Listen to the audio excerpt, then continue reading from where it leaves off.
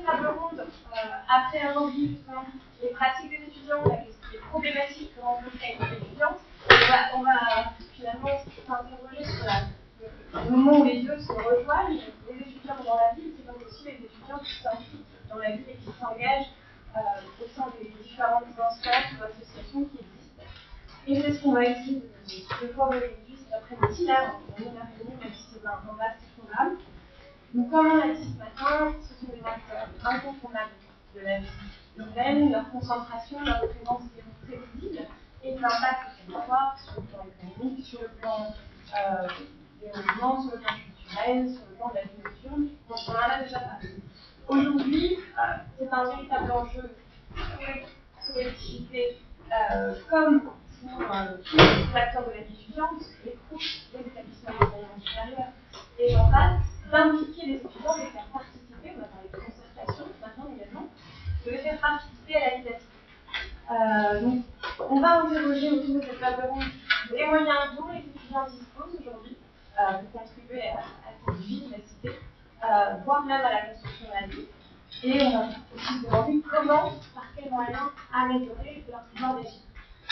Alors, autour de cette table, vous allez trouver Romain Pironnet, qui est conseiller communautaire délégué à la vie étudiante et à la communauté de pilotage du Grand Lancy, qui a été lui-même un étudiant engagé au sein de l'ensemble de la collectivité et qui parlera aussi de son propre parcours. On a également Philippe Péganou, qui est responsable du service université, recherche et la ville de Lyon, et qui nous donnera aussi le point de vue des collectivités sur l'implication des étudiants dans la vie.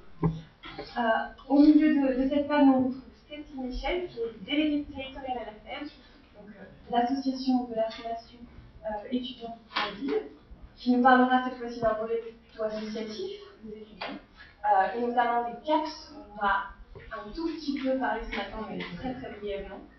Et à côté de moi, Jonathan Simola, entrepreneur et fondateur de l'atelier d'écomobilité à Tite-Rustine à Lyon, qui lui vous parlera de l'articulation plutôt entre le monde économique et vie universitaire monde étudiant. Le dernier intervenant qui va arriver, Amaury Rubio, lui est aussi un intervenant associatif de l'association Flac Vert Lyon, qui reprendra encore le sujet qu'on a vu ce matin, celui du campus de Bourbon et de son accessibilité. Je vais donc commencer par Romain Pironnet. Je rappelle juste les modalités d'intervention, donc on reste toujours sur une dizaine de minutes, à cause du timing très serré. Mais ensuite, on aura un temps d'échange, de débat, et surtout, n'hésitez pas à garder vos questions pour ce moment. Donc, Romain Pironnet, votre parcours en tant qu'étudiant, aujourd'hui encore en tant que doctorant, mais aussi élu à la communauté urbaine, à la ville de Nancy. Pourquoi cet engagement? Pour quelles raisons avoir souhaité agir sur cette forme-là au sein des collectivités locales? Qu'est-ce que vous pouvez nous en dire? Alors, c'est difficile de répondre pourquoi, parce qu'en fait, à l'époque, je pense que comme beaucoup d'étudiants qui s'engagent dans le monde associatif, ça s'est fait un petit peu par hasard. Je suis rentré un jour dans un local d'association étudiante quand j'étais fac des sciences. J'ai tendu la main, on m'a pris le bras, et puis la moitié du corps, et puis je me suis fait complètement absorbé par la machine associative étudiante. Donc on commence par rédiger un journal, organiser des soirées, puis un jour il y a les élections étudiantes qui arrivent, et puis on se retrouve sur le liste, voilà. Donc ça s'est un petit peu comme ça, parce qu'on ne se posait pas trop la question, et je crois que c'est le cas aujourd'hui beaucoup d'étudiants qui s'engagent dans la vie associative sur les campus. Et puis, donc ça c'était entre 2007 et 2009, et vous savez que depuis la loi LRU, dans toutes les universités, il y a maintenant des vice-présidents étudiants, et c'est à cette époque-là qu'on m'a demandé de prendre la succession du vice-président étudiant qui était en poste à l'époque, et ça s'est fait à une période qui était absolument parce qu'on arrive donc en 2009, on commençait à parler de la création de l'université de Lorraine, qui a été créée en 2012, et en fait, moi j'étais l'avant-dernier vice-président étudiant de ce qui était à l'époque l'université Henri Poincaré. Je dis que c'était une époque fabuleuse parce que je suis arrivé à une époque où tout était à construire, on inventait une nouvelle université, un nouveau mode de fonctionnement, donc c'était passionnant, redoutablement compliqué parce que ce qu'on faisait pour les étudiants à l'université Henri Poincaré n'avait rigoureusement rien à voir avec ce qui se faisait dans les 3 autres universités, mais c'était une occasion de découverte culturelle. Et puis c'était aussi l'occasion de faire le deuil d'une idée que j'avais forgée quand j'avais fait mes premières armes dans mon associatif étudiant, parce que vous savez peut-être que dans les assos un peu type, je vais qualifier de corpo, vous savez, la corpo de médecine, la corpo pharma, toutes ces associations de disciplines, il y a toujours un peu cette idée que la politique c'est mal. Encore faut-il s'accorder sur ce que c'est que la politique, parce que dès lors qu'on devient élu étudiant dans un conseil universitaire, on fait de la politique universitaire, donc on a une action politique. Et moi, quand je me suis retrouvé vice-président de PHP pendant 2 ans, ça a été une action politique. Alors au début, je faisais comme tout le monde, je ne l'admettais pas trop, et puis au fur et à mesure, on se rend compte qu'on est quand même dans une démarche politique parce qu'on rencontre des partenaires, on défend des positions, on contribue à élaborer un projet, et voilà. Et à peu près à la même époque, Cédric Chouany faisait allusion tout à l'heure, le Grand Nancy commençait à faire émerger vraiment une politique de vie étudiante qui était portée par un élu, qui s'appelle Patrick Baudot, qui était un ancien président de la Fédération des étudiants de Nancy. Donc quelqu'un qui avait aussi la fibre associative. Et là, pour le coup, c'était une question de personne, puisque c'est cet élu-là qui est venu nous trouver en me disant, mais toi, il faut que tu sortes de la politique universitaire et que tu fasses autre chose. Moi, j'étais encore à l'époque dans une posture où je me disais, mais hors de question qu'un jour, moi, je fasse de la politique, je ne vais pas dire politicienne, mais de la politique au sens où on l'entend généralement. Et à la même époque, Patrick avait créé au Grand Nancy un conseil de la vie étudiante, donc je vais dire quelques mois après, qui est une structure qui sert à faire participer les étudiants à la vie de la cité. Et il m'a proposé, à l'issue de mon mandat de vice-président étudiant, d'en prendre la présidence et d'animer ses travaux pendant 2 ans. Et pendant ces 2 années, j'ai eu l'occasion en fait de garder un pied dans le monde universitaire, parce qu'on ne peut pas travailler sur les politiques pour les étudiants sans le faire avec l'université. Mais j'avais un deuxième pied qui lui partait plutôt du côté des collectivités, où j'étais bien obligé de travailler avec des élus qui s'occupaient de transport, d'urbanisme, d'enseignement supérieur, et de tous les sujets en fait de politique publique dont les collectivités ont la charge et qui peuvent intéresser de près ou de loin la qualité de vie des étudiants.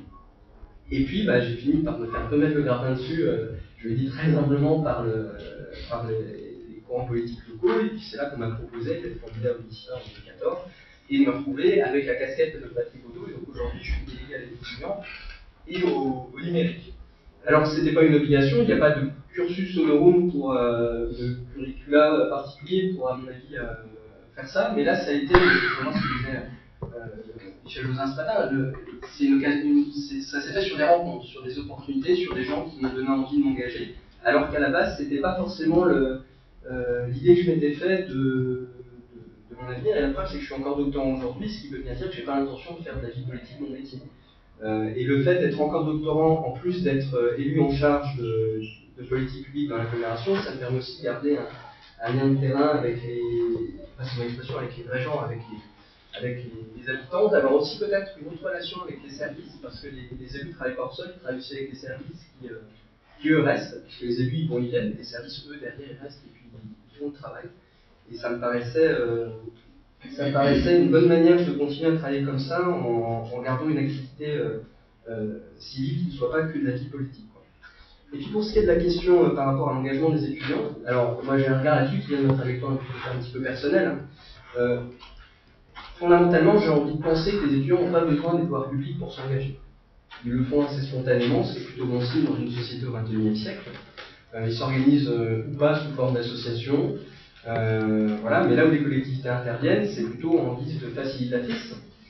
C'est évidemment pour octroyer des subventions, même si les crédits des collectivités sont ce qu'ils sont par le temps qui court, mais c'est aussi contribuer à ouvrir des réseaux, provoquer des rencontres avec des potentiels partenaires institutionnels, économiques. C'est faciliter aussi les démarches administratives qui ne peuvent pas être très compliquées. Typiquement, à Nancy, on a mis en place un dispositif dont on est assez fiers, mais pour le coup, on est assez chauvin, ouvertement. C'est tout ce qui a trait à l'accompagnement des événements festifs étudiants, puisque vous savez, quand on est des étudiants dans une ville, parfois ça fait un peu de remue-ménage.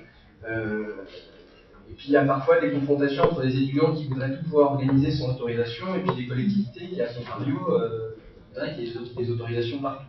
Donc il fallait construire quelque chose un peu, je parlais de facilitation, quelque chose un peu facilitateur entre ces deux positions. Et c'est ce qu'on a fait avec un dispositif de formation innovant qu'on a monté en 2009 et qui monte en puissance depuis, qui s'appelle Faites la Fête. Essentiellement, ça repose sur une charte et une grosse journée de formation qui va se dérouler prochainement à l'école des Mines, évidemment.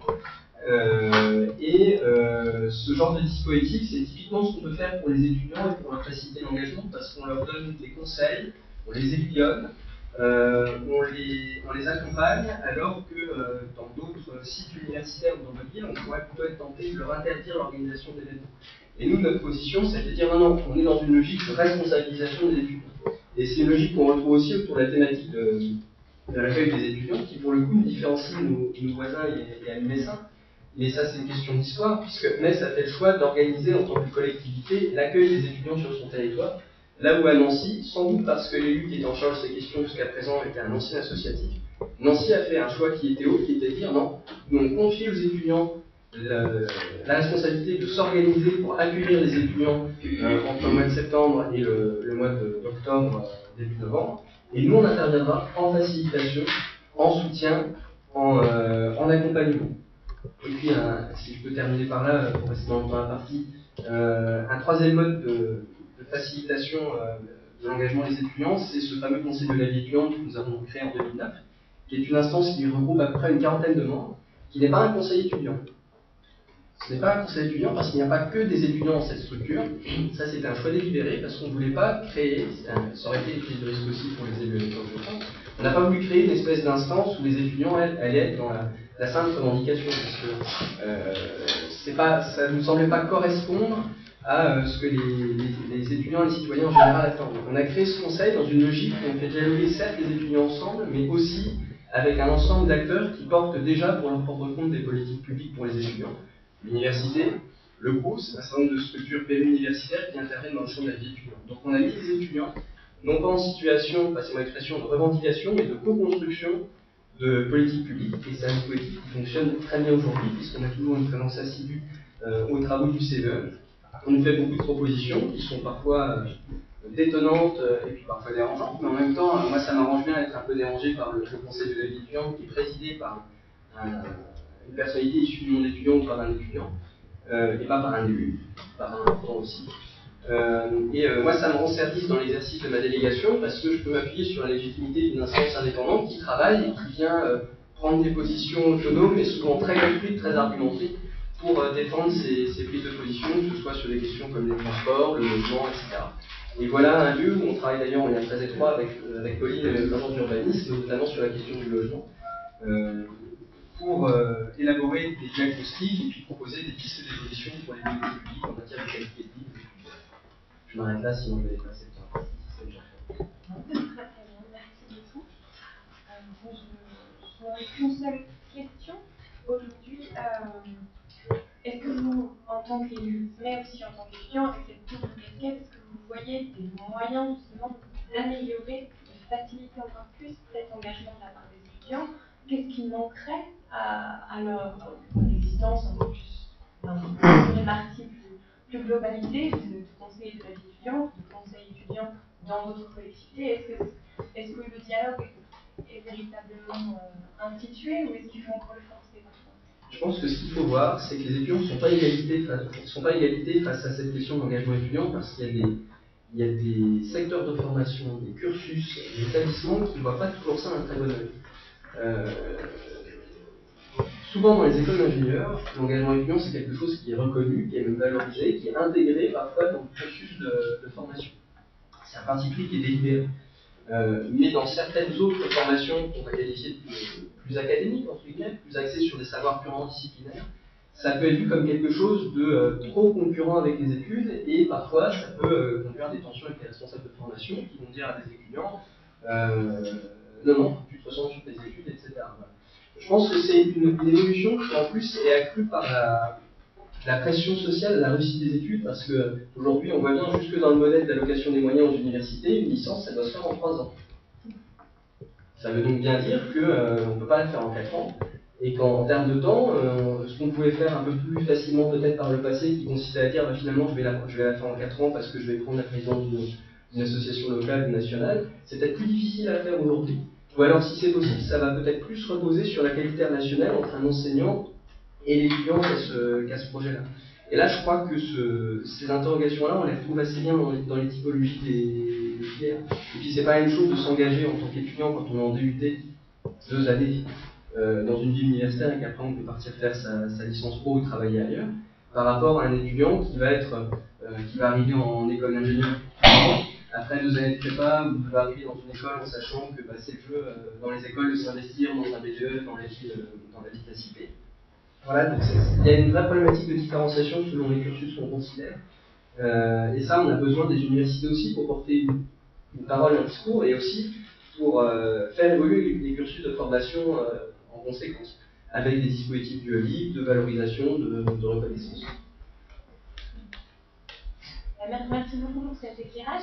Je vais vous montrer vers Brigitte Régadi, votre voisine, pour lui demander justement de la vision aussi sur ces questions d'implication étudiante, sur les moyens qui existent, que vous mettez en œuvre aujourd'hui pour faciliter, justement jouer ce rôle de facilitateur de l'implication et de l'engagement des étudiants dans la vie de la cité.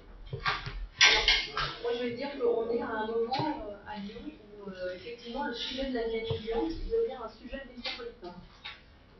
Donc, comme vous l'avez entendu sans doute ce matin, mon service intègre au 1er janvier 2016, comme l'a rappelé Jean-Paul Brel ce matin, un grand service université qui sera composé, on va dire, des trois pieds qui correspondent aux investissements de la métropole en direction de la communauté universitaire. Les 3 pieds, bien sûr, c'est l'aménagement.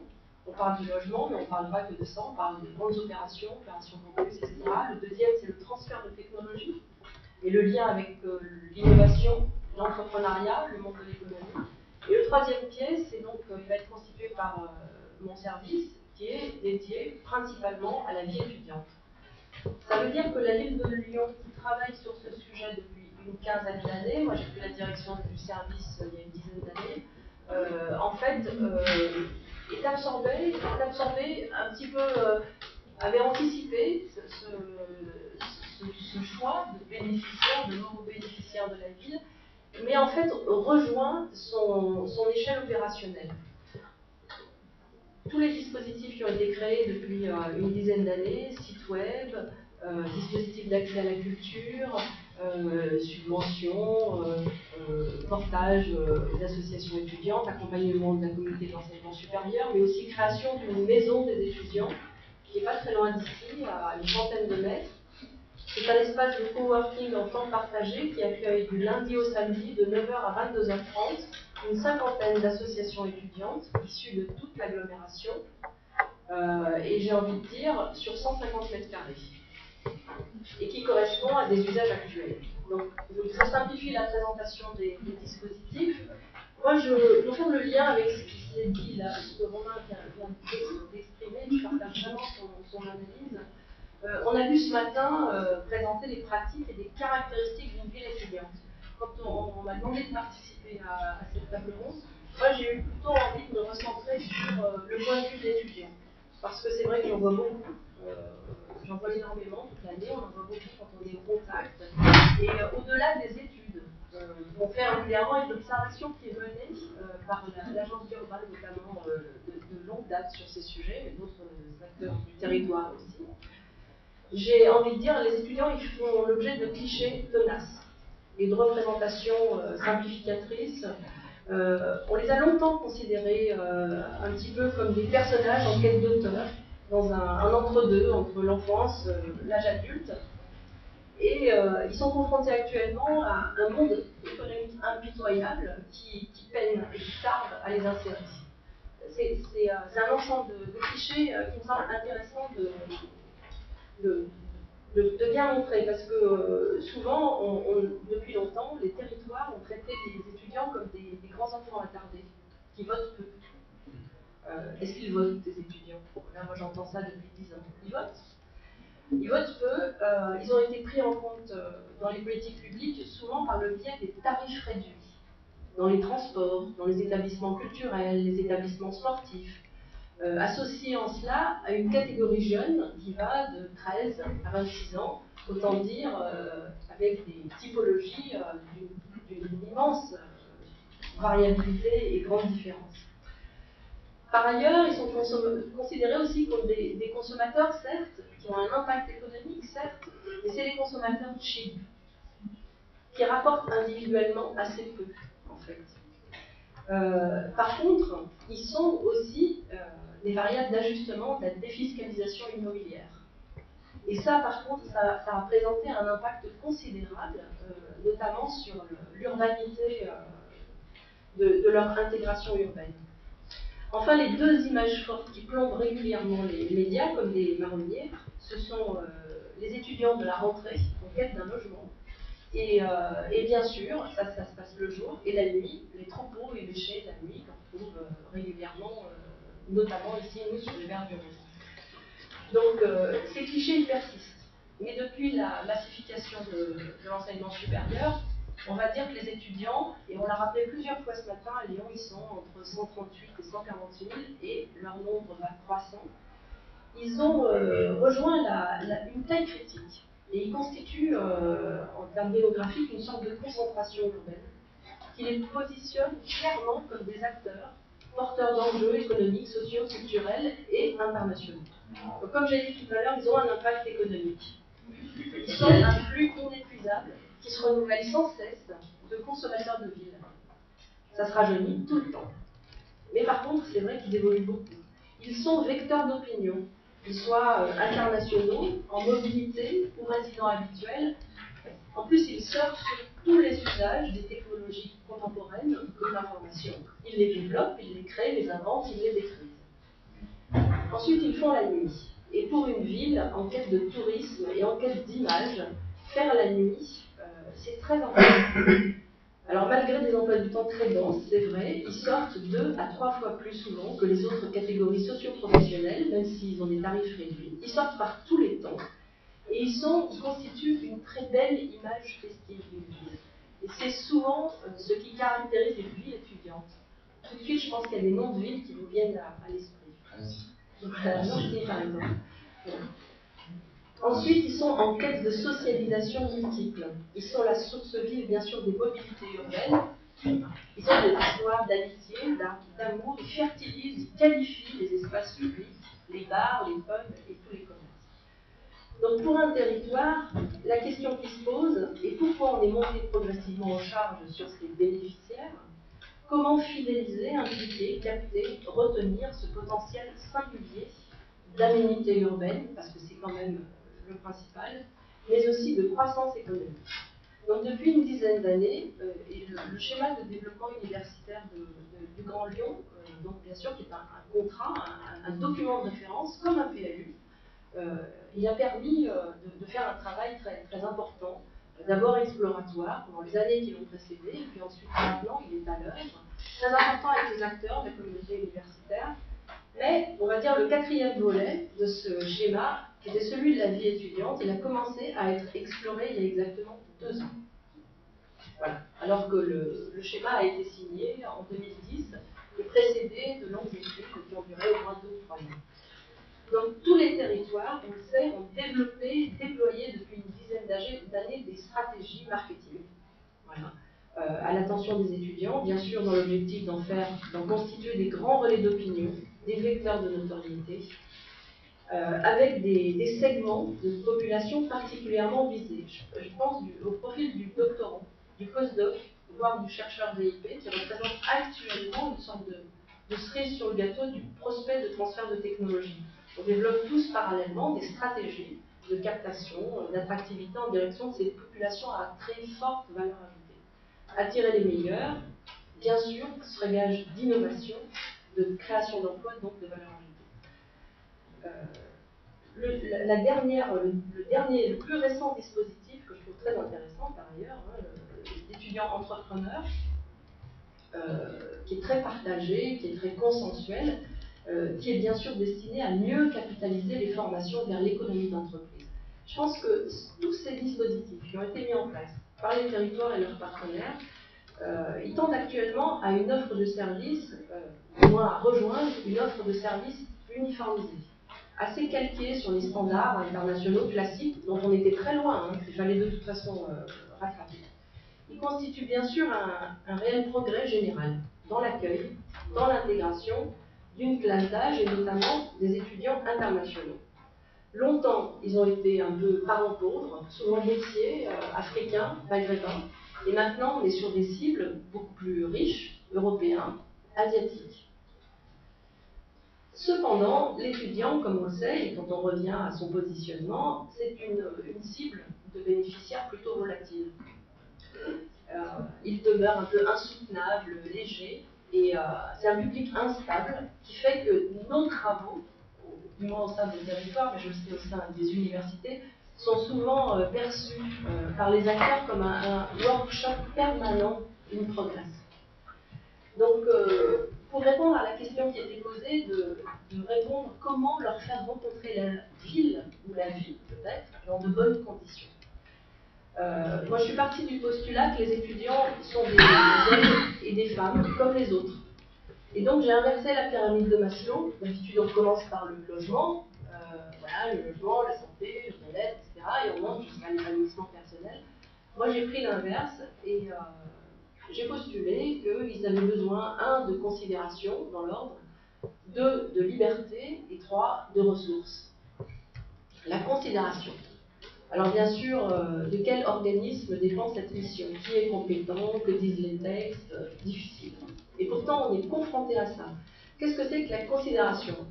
C'est souvent ce qu'ils trouvent sur Facebook, c'est-à-dire un statut. Parce qu'ils en ont plusieurs des statuts. À l'université, dans les établissements d'enseignement supérieur, ils sont généralement les ayants droit d'un écosystème qui les forme, les évalue, les sanctionne, les gratifie, les récompense. C'est un exercice fructueux de contrainte, dont un certain nombre de rescapés peuvent entamer un parcours d'insertion économique. Apparemment, dans les grandes écoles, on va dire qu'on s'est emparé de longue date du sujet avec des associations, des clubs, des enquêtes, un suivi, voire même des placements, tout pour que les étudiants se sentent considérés avec un statut de membre à part entière qui appartient le plus souvent à un corps extrêmement valorisé socialement. Ça commence doucement à l'université. Et effectivement, on connaît tous les histoires de classement, donc on est dans une compétition des savoirs qui s'est mondialisée, marchandisée, marketée. Et donc il faut qu'elle trouve ses marques au singulier, au pluriel, ou bien même territorial. Et là, c'est un tout petit peu plus complexe. En ville, le statut d'étudiant, c'est plus simple. Les étudiants représentent à eux seuls un vrai grand marché en friche. On va dire que c'est un compte web qui a un potentiel de web marketing assez fort et qui semble en fait de fait exponentiel. Donc ils sont considérés principalement comme des vecteurs d'opinion, voire des facteurs sociaux web. Et c'est un des questionnements actuels des villes. Ma collègue Corinne Hoge vous l'a présenté ce matin. Nous, on réfléchit à leur définition, on réfléchit à leurs stéréotypes, pour pouvoir définir les politiques publiques qui vont modéliser leur intégration en service urbain, et c'est pas du langage techno, ça doit aboutir forcément à des vrais services urbains en bout de ligne. Pourquoi?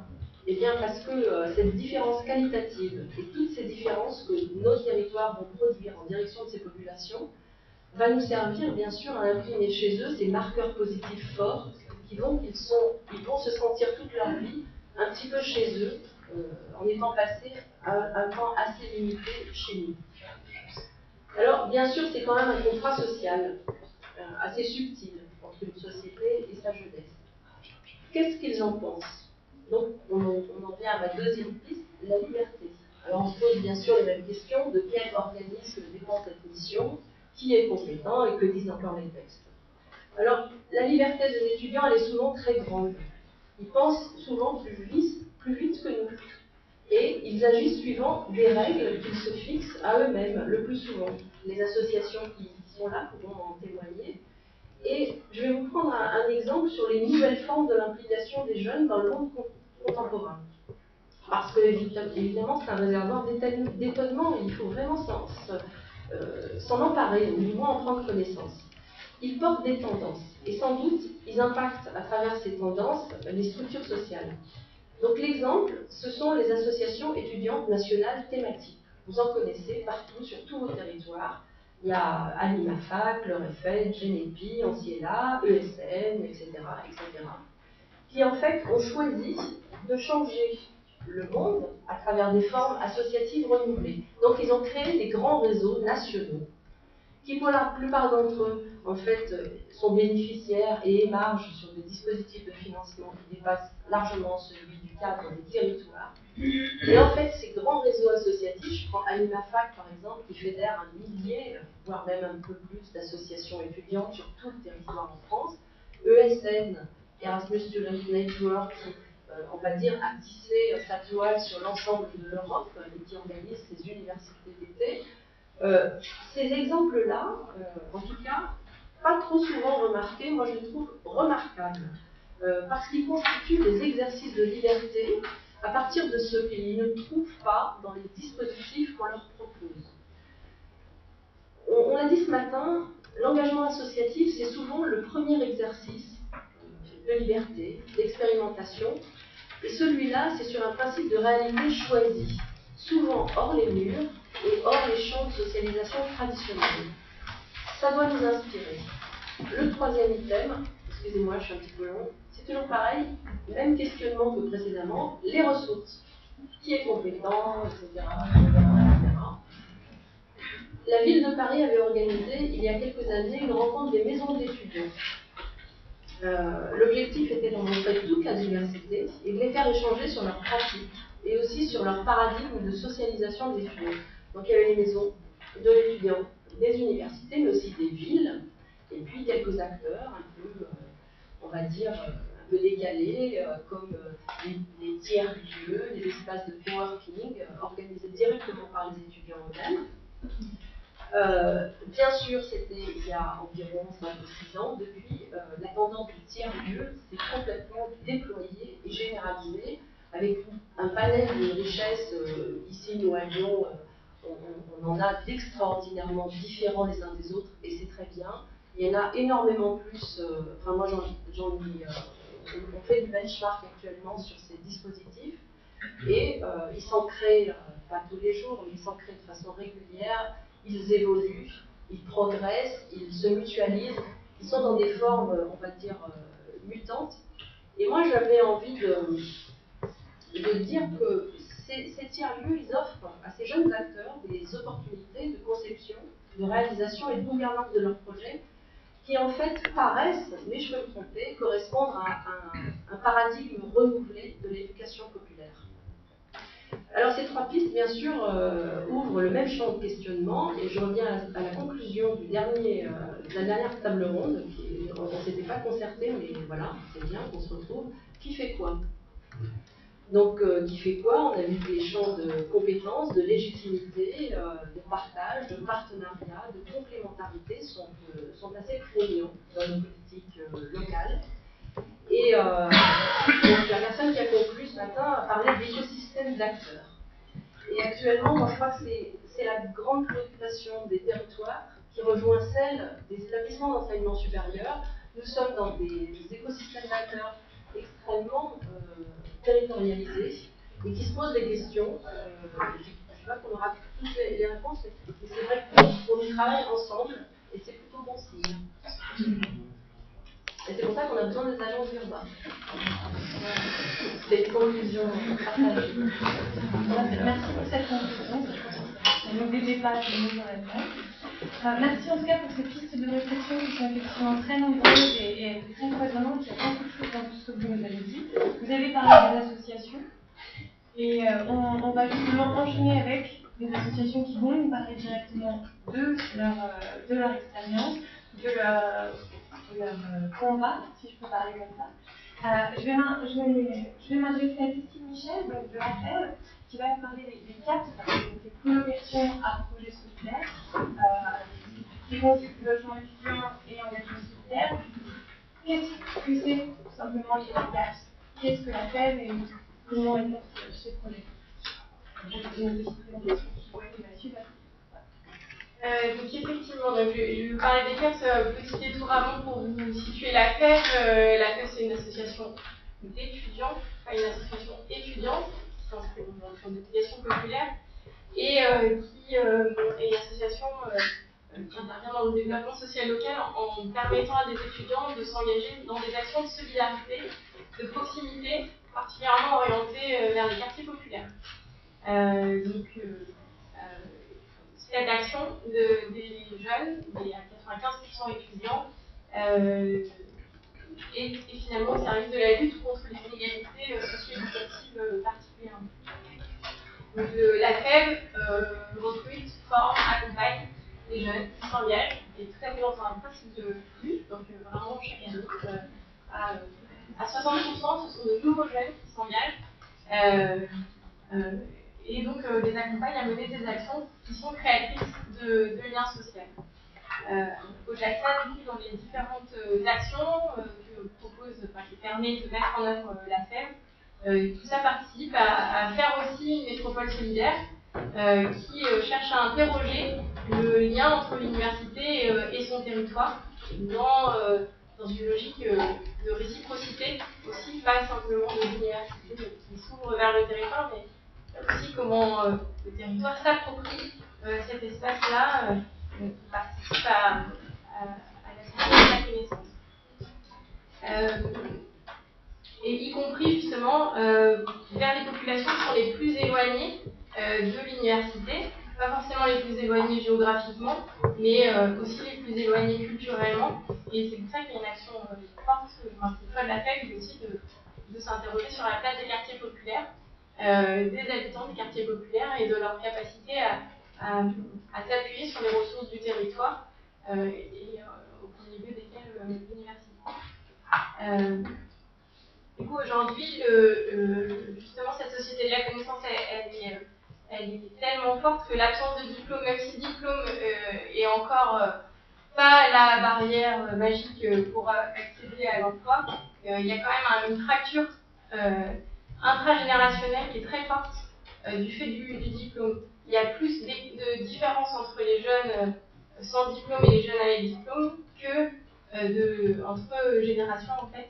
Ça se constate au niveau des valeurs, des usages, des pratiques, des modes de vie. Il y a plus de rupture entre les jeunes non diplômés et des jeunes diplômés qu'entre jeunes de l'âge et autres générations. Du coup, il y a un vrai enjeu à faire aussi, à rendre l'université actrice du territoire et de considérer aussi la place des étudiants dans ce faire de la société, notamment dans la démocratisation de l'accès à la connaissance. Donc, juste rapidement, la FEB sur le Grand Lyon, la FEB est présente dans 43 pôles universitaires de France, et sur le Grand Lyon, ça représente à peu près 650 engagés, un peu plus de 400 bénévoles, 140 jeunes en service civique, et 91 casseurs, donc qui sont des jeunes qui s'engagent sous de nouvelles modalités d'engagement à travers leur logement. Qu'est-ce que les CAPS? Les CAPS avec un K, qui veut dire colocation à projet solidaire. Alors Vincent Labouré l'a mentionné rapidement ce matin en parlant de Louvain-la-Neuve et des cotes à projet, la Carabelle belge. Donc les CAPS, en fait, c'est un projet qu'on a effectivement importé de la Belgique avec l'appui de l'université de Louvain-la-Neuve. Pour transposer cette idée de code à projet qui avait vocation, dès la création de l'université, à animer ce campus ville qui s'est créé, on l'a transposé en France et notamment dans les quartiers populaires, avec cette dimension aussi d'action solidaire. Donc en fait, concrètement, ce sont des jeunes, je disais majoritairement étudiants, qui viennent vivre en colocation dans un logement social et qui, tout au long de l'année, mènent des actions en lien avec le quartier, avec les habitants. Et donc des actions, des projets qui vont être de différentes natures, soit en lien avec des questions éducatives, développement durable, santé, globalement autour de la création de liens sociaux dans le quartier. L'idée, c'est pas d'avoir des intervenants sociaux qui débarquent dans un quartier et qui viennent faire ce que peut-être d'autres ne peuvent pas faire. C'est loin cette idée, et l'idée n'est pas non plus d'aller offrir des logements sociaux là où il y a à tout prix besoin de mixité sociale et qu'on n'y arrive pas ici. L'idée, c'est de permettre à des étudiants, comme je le disais, qui sont, et des jeunes globalement, qui sont plein de dynamisme de capacité à renouveler un peu les pratiques sociales et urbaines qu'on peut avoir dans la ville, de les accompagner dans l'intégration dans un nouveau quartier, finalement.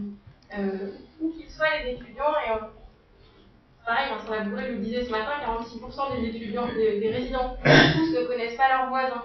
C'est un vrai point de difficulté aujourd'hui quand on se dit qu'on n'arrive même pas à se mettre en connexion avec son voisin. Pour autant, c'est quand même une attente forte des jeunes qu'on croise à la Trève, que d'être en connexion avec la ville, avec ses pairs globalement, mais aussi avec des voisins qui sont peut-être avec d'autres pratiques, d'autres modes de vie, etc. Et donc, les CAPS, c'est effectivement une forme un peu, une forme nouvelle d'engagement, et ça vient aussi répondre très fortement à un besoin des jeunes, des étudiants, certes, en premier lieu d'avoir un logement, mais quand ils viennent frapper à la porte de la FEF pour participer à ce projet CAPS, c'est pas uniquement pour cette dimension du logement, mais c'est bien aussi parce que derrière, il y a un vrai projet solidaire qui les intéresse et qui leur permet de s'intégrer sur un territoire. Donc c'est effectivement le volet d'un projet qui s'adresse à des jeunes qui font le choix de l'engagement. Et on va revenir juste avant. Qui font le choix de la vie en colocation. Effectivement, c'est un choix de vie qui est assez plébiscité aujourd'hui par les étudiants. On a à peu près, donc sur nos 91 places qu'on a aujourd'hui, il y en a 35% qui sont occupés par des jeunes de 18-20 ans. 50% par des jeunes de 20-25 ans. Et donc vous voyez que si on a 50% sur une tranche d'âge de 5 ans, alors que 35% sur une tranche d'âge de 2 ans, parce que pour cela, c'est aussi le premier mode de cohabitation qui est rassurant aussi, parce que voilà, je ne vais pas débarquer dans une ville que je ne connais pas forcément tout seul à me gérer, mais au contraire, tout de suite, je suis mis en relation avec les pairs qui ont peut-être une expérience déjà un petit peu supérieure de la ville, etc. Et donc il y a vraiment il y a une coopération naturelle qui se voilà, et donc effectivement, je le disais, qui mène des actions solidaires dans le quartier de différents genres. Il y a une petite cartographie d'un bout de la métropole sur lesquelles on a des colocations à projet solidaire aujourd'hui. Donc sur 4 communes, 5 quartiers, notamment à Villeurbanne, avec une ville avec laquelle on a ouvert les premiers CAPS en 2012 dans l'agglomération. Puis on a ouvert à Oulin et Lyon 8e l'année dernière, donc il y a un an. Et cette année, à Bois-en-Velin, l'essentiel est en diffus, et alors en diffus parfois dans des résidences. Et puis à Oulin, on a un bâtiment qui est une ancienne école primaire et qui a été complètement réhabilité en résidence étudiante. Et donc là, il y a 61 places en logement social pour des jeunes de moins de 30 ans, mais globalement qui sont étudiants. Oulin était depuis décembre 2013 est raccordé par le... C'est 2013 ou 2014 2013, hein, c'est ça, voilà. Est raccordé par le métro, par la ligne 2B, qui est du coup une ligne forte dans l'agglomération. Et donc ça a créé vraiment un rattachement de ce territoire-là finalement au centre de l'agglomération. Et donc permet aussi à des étudiants qui étudient sur les différents sites universitaires de venir vivre aussi à Oulin. On a donc 61 places, et on a là sur les 2 premières années qu'on a pu observer à Oulin, entre 15 et 20 qui viennent du fameux campus Porte des Alpes, on ne voit même pas sur vous pouvez voir sur la carte, et qui n'ont pas peur parce que c'est tellement inscrit en fait que quand on est étudiant à Porte des Alpes, il faut faire du temps de trajet. Voilà, donc du coup, ils sont y compris sur ces territoires-là. Les typologies de logement, rapidement, hein, ça va du T3, enfin non pas T3, enfin, il y a des T2, mais c'est quelques exceptions, et plutôt entre du T4 et du T8. Du coup, des tailles de colocation un peu variées et systématiquement avec des pièces de vie et voire même un peu des espaces de coworking intégrés au logement, soit dans des couloirs assez grands aussi pour y installer des tables et différents salons et qui permettent aussi de justement ensemble de construire les projets menés dans le quartier.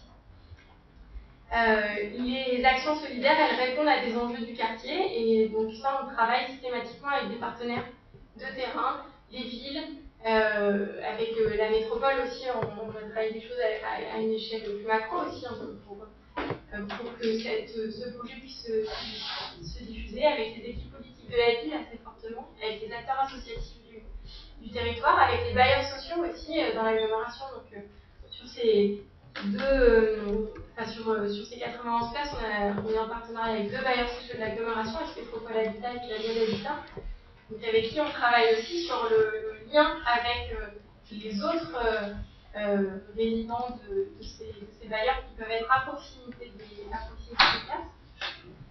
pour identifier justement quels sont les enjeux sociaux des territoires et voir comment les capteurs vont venir intégrer, participer à ces enjeux de territoire. Donc effectivement, je le disais tout à l'heure, ça peut être des actions qui vont être en connexion avec l'école sur des besoins éducatifs ou avec les centres sociaux aussi, sur l'animation de plantations citoyennes en lien avec des collectifs d'habitants préexistants. L'idée, c'est pas de venir inventer de nouvelles actions sur les territoires, mais parfois, effectivement, il peut y avoir soit de nouvelles actions qui émergent un peu de cette force d'innovation des jeunes, ou au contraire s'appuyer sur des actions préexistantes. Par exemple, à Ouvain, il y a une association qui s'appelle le Petit Jardin de la Solée, et qui est un petit jardin urbain, petit habitant. Et là, les capteurs viennent participer, comme toute autre personne, à la vie de ce jardin, venir les permanents de compost, etc. Et ça vient dynamiser une association locale. Voilà un peu rapidement sur les types d'actions solidaires qui peuvent être menées, donc qui participent finalement dans une fonction de dynamiseur, d'accélérateur, de révélateur aussi de ce qui peut se faire, des besoins exprimés par les habitants aussi, ou des choses existantes, des propositions qui existent déjà, mais qui demandent finalement qu'à être un peu mises en dynamique. Donc je termine en ciblant un peu quelques-uns des besoins des jeunes auxquels ça vient répondre. Un fort besoin de s'intégrer dans un territoire donné et pas d'être parachuté effectivement à un endroit où il n'y a pas de connexion avec le reste de la vie du quartier. De pouvoir aussi concrétiser des modes de faire différents qui viennent participer à créer des voies de changement dans la ville. Et ça, c'est assez intéressant. Il y a de nouvelles manières d'être en lien avec les habitants, de faire ensemble, y compris, et c'est assez fort à Ouvain où il y a une résidence étudiante, de réinventer aussi une forme de démocratie. Parce que gérer une résidence de 61 places, où il n'y a pas de gardien sur place, hein. Nous on accompagne cette mise en dynamique vers les acteurs locaux. On accompagne aussi sur la dimension méthodologie de projet, voilà. Mais finalement, tout ce qui est un peu de la vie collective, il y a une autorégulation qui se fait. On peut être appui, mais ça se fait aussi entre eux. Et il y a à la fois plusieurs colocations. À Ouvain, c'est 13 logements différents. Donc il y a chacun son logement, mais en même temps, il y a un peu une vie globale, c'est un peu une grosse colocation où il y a vraiment tout le monde se connaît et il y a beaucoup de choses aussi à définir sur les règles de vie collectives, sur justement à quel moment et comment on fait la fête, comment on fait attention aussi à ceux qui sont en période d'examen, etc. Mais il y a aussi beaucoup de liens très naturels et spontanés qui se développent. Il y a un Facebook spécial des capteurs et où ils s'échangent des choses qui sont tout autant de l'ordre de l'action solidaire, donc qui va à la réunion du centre social à 14h, combien de personnes pour installer la fête sur la place le matin, que je pars en week-end avec des copains, j'ai besoin d'une tente de place, qui me dépanne, qui sait qu'il y a un peu de contact sous la main aussi pour que je fasse ma révision. Voilà, c'est vraiment, c'est de toute nature aussi ces échanges-là qui sont très fructueux et ils nous disent, ils ont vraiment le sentiment d'une solidarité forte aussi entre eux. Quand il n'y en a pas un qui revient et qui a un sentiment de solitude là-bas, c'est pas possible. Et même s'il y en a un qui peut être à un moment donné un peu en retrait ou un peu en difficulté sociale, psychologique, etc., il y a un tissu de solidarité qui s'instaure assez fortement et voilà, qui leur permet de vivre plus. Voilà, donc ça participe forcément à cette acquisition de l'autonomie dont on parlait. Et ce besoin d'être en relation, en réseau, et aussi dans une logique d'égalité. Je crois que c'est vraiment une valeur forte aussi aujourd'hui chez les jeunes, chez les étudiants, et du coup, voilà, qui leur permet d'être vécus à travers ce projet. Quand ils s'engagent dans le projet des CAS, c'est vraiment pas pour aller faire une DA. C'est vraiment une forme d'engagement qui est, je pense, assez largement dépassée. C'est vraiment parce que ça fait sens et ça permet de faire des choses avec d'autres personnes, voisins, qui ne sont pas forcément les mêmes que moi. Moi, il y a beaucoup de mixité dans les compositions de colocation qu'on peut faire, mais aussi de fait dans le quartier. Et ça, c'est une dimension forte qui est très très attendue. Parce que ça vient brasser les gens et les faire, ça les amène à faire ensemble, vraiment très concrètement, et qui est largement Merci beaucoup pour ces exemples très concrets, surtout avec vraiment des diverses développées par les étudiants. On voit que ça répond à une question qui revient un peu ce matin, notamment la question de l'isolement, la question de la colocation, parce que même il faut s'interroger sur ces intérêts-là. Donc ça rejoint quand même pas mal de choses. Je vais me tourner maintenant vers Benjamin Belloglio qui va continuer à nous parler de notre association. Mais là aussi, il faut revenir sur un sujet dont on a un petit peu parlé ce matin, puisqu'on a vu un petit peu la question de transition on a vu un petit peu ce matin la question de l'accessibilité au campus de Bron, qui est quand même un enjeu assez majeur. Et alors, l'association Université Lyon, elle, a été à l'origine d'une réflexion sur cette accessibilité. C'est elle qui a réuni les acteurs autour de la table, et donc c'était une initiative étudiante. Voilà, c'est ça. Pour faire simple, Lyon, c'est l'association de promotion de l'écologie universitaire à l'Université Lyon 2. Et effectivement, Lyon a lancé en septembre 2013 une démarche qui s'appelait Pour une mobilité étudiante facilitée. On l'a lancé en septembre 2013 pour la petite histoire, c'était durant la semaine internationale de la mobilité. Et l'idée, c'était de partir d'un problème très concret, c'est-à-dire le problème d'accessibilité du campus de Bron et de saturation des lignes de tram T2, et d'organiser à travers ça une démarche participative pour trouver des propositions, des préconisations qui permettraient de répondre à ce problème. Et du coup, avec cette démarche-là, on est réellement dans le co-constructif, pas dans le revendicatif. Parce que l'idée, c'était de réunir tout le monde autour de la table, comme cela a été dit, avec notamment un atelier qui a été organisé en mars 2014, où il y avait M. Bernard Rivalda, président du Citral, il y avait M. Norbert Landon, vice-président de l'Université Lyon 2 en charge du patrimoine et de la vie des campus. Il y avait David Coste qui était chargé de mission pour l'Université de Lyon. Et ce premier atelier déjà a permis de mettre différents acteurs autour de la table. Parce que, ce qu'on ne savait pas forcément quand on a lancé la démarche, le Citral et l'Université de Lyon 2 ne discutaient pas forcément sur la question de l'accessibilité. Chacun se renvoyait la balle, chacun pensait que c'était la faute de l'autre, mais il n'y avait jamais eu de vraie discussion entre ces deux acteurs. C'est ce qu'on a fait en organisant cet atelier qui a permis de poser déjà les enjeux les objectifs de notre démarche et qui a permis aussi dans un second temps de construire 4 groupes de réflexion pour répondre aux problèmes d'accessibilité de l'Université Lyon 2 à Bron. Alors l'un des groupes de réflexion c'était sur la mobilité douce et c'était piloté par la Christine notamment. Il y avait un groupe sur les transports en commun, il y avait un groupe sur la ligne de tram T2, il y avait un autre groupe sur l'autosolisme, l'usage individuel de la voiture. Et notre idée, en fait, notre approche, c'était de dire, c'est pas seulement de refuser le revendicatif, c'est de dire, on va pas commencer à aller voir ceux qui prennent leur voiture et leur dire, maintenant vous allez devoir prendre le vélo. Parce que ça marche pas. Et l'idée, c'était plutôt de prendre chaque mode de déplacement séparément et dire comment on optimise ces modes de déplacement. C'est pour ça que les groupes étaient construits sur un mode de déplacement spécifique, et c'était comment on trouve des préconisations qui vont améliorer ces modes de déplacement et du coup qui vont fluidifier les trajets, les flux étudiants du coup à destination de l'Université Lyon 2 de Bordeaux.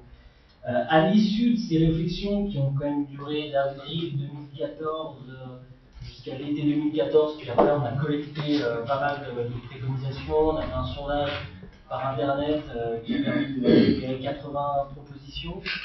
On a condensé tout ça et ça a donné un plan d'action de 12 préconisations qui a été rendu public en février 2015. Il y avait également le CITRAL qui était présent, il y avait l'Université Lyon 2, il y avait aussi l'Université de Lyon, il y avait d'autres acteurs qui étaient venus également, comme le REFED, la ville de Pont et Saint-Priest suivent également cette démarche évidemment. Et l'idée de ce plan d'action, c'était de dire, on ne va pas seulement faire des préconisations vagues, mais on va essayer de dire qu'est-ce que chaque acteur peut faire pour améliorer l'accessibilité du campus de Lyon. Donc il y a des préconisations qui concernent l'Université Lyon 2, par exemple sur les horaires de début de cours. C'est vrai que c'est assez bête quand il y a un quart d'heure avant le début du cours à 8h du matin, les tramways sont pleins et à 8h05, les tramways circulent à vide. Donc est-ce qu'il n'y a pas des choses qui pourraient être envisagées pour décaler certains cours d'un quart d'heure ou d'une demi-heure qui permettraient du coup de ne pas avoir une saturation un quart d'heure toutes les tranches de 2 heures. Il y a aussi des préconisations qui concernaient le CROUS sur les logements étudiants, il y avait aussi des préconisations qui concernaient le CITRAL directement sur le renforcement de certaines lignes de bus, notamment la ligne 93 qui part du métro Gare de Vénissieux pour aller directement au campus, qui existe mais que peu d'étudiants utilisent, ou d'autres lignes qui avaient été envisagées en partant de Paris pour aller directement aussi au campus. Et il y a aussi des préconisations qui concernent les associations étudiantes. C'est là où on est dans la co-construction, c'est que, entre guillemets, on se met à égalité avec les institutionnels. C'est l'approche différente avec le revendicatif ou la revendication, c'est que quand on est dans la revendication, on se met en position d'infériorité. On est là, on dit, donne-moi ce que je demande, et si tu refuses, tant pis pour moi. Et la co-construction, c'est plutôt de dire, on va prendre notre part, quelque part. Et le projet qui est sorti, c'est dans le groupe de travail sur l'autosolisme, c'est l'idée de créer une plateforme de mobilité. Donc cette idée, elle a émergé en avril 2014, et là, du coup, le projet a avancé, je vais vous faire passer un tract. C'est devenu le projet Mobicity, et qui se compose maintenant de 3 fonctionnalités. L'idée de Mobicity, c'est de se construire comme un réseau social de la mobilité étudiante, de la mobilité jeune, de la mobilité urbaine en général. Et Mobicity se compose de 3 fonctionnalités principales, donc un espace covoiturage pour tout ce qui touche à la mobilité durable, mathématiquement, une cartographie interactive des lieux de vie. L'idée, c'est d'avoir sur la même cartographie des lieux de vie que les étudiants peuvent utiliser. Par exemple, où est-ce qu'on obtient une bourse étudiante, où est-ce qu'on obtient un logement étudiant, où est-ce que certaines formations est enseignée, mais aussi où est-ce que je peux me fournir en alimentation saine, où est-ce que je peux trouver un atelier de réparation de vélo, etc., etc. Et l'idée en fait de cette cartographie, c'est de développer le concept de microcentralité. Microcentralité, c'est le fait de dire que l'espace urbain, c'est pas un centre et la périphérie, et si tu es dans la périphérie, tu es obligé de traverser l'ensemble de la ville pour avoir accès à un service ou un besoin. L'idée de micro-centralité, c'est de dire peut-être qu'il y a un service ou un besoin à 2 rues de chez toi qui pourrait te satisfaire et tu n'as pas besoin de traverser la ville pour en bénéficier. Et du coup, ça permet d'optimiser les déplacements, ça permet de repenser l'urbain. Et l'idée de cette cartographie, c'est évidemment aussi de mieux faire connaître l'espace urbain aux étudiants lyonnais, mais aussi aux étudiants qui ne sont pas de Lyon, ou même aux étudiants étrangers qui arrivent dans une nouvelle ville et qui ne savent pas quoi faire ou où aller. Et le troisième outil, la troisième fonctionnalité de Mobicity, ça concerne ce qu'on appelle un système d'échange locaux, c'est-à-dire permettre les échanges de biens, services, connaissances et compétences sans lien marchand. Et là, on est plutôt dans la mobilité des biens et savoirs. Donc, c'est l'idée de renforcer en fait toutes les acceptions du terme mobilité. Et Mobicity, c'est un outil du coup qui a été qui est soutenu par la région Rhône-Alpes, qui est soutenu par l'Université de Montfort, qui est soutenu par l'Université de Lyon, l'Université de Lyon, beaucoup d'acteurs.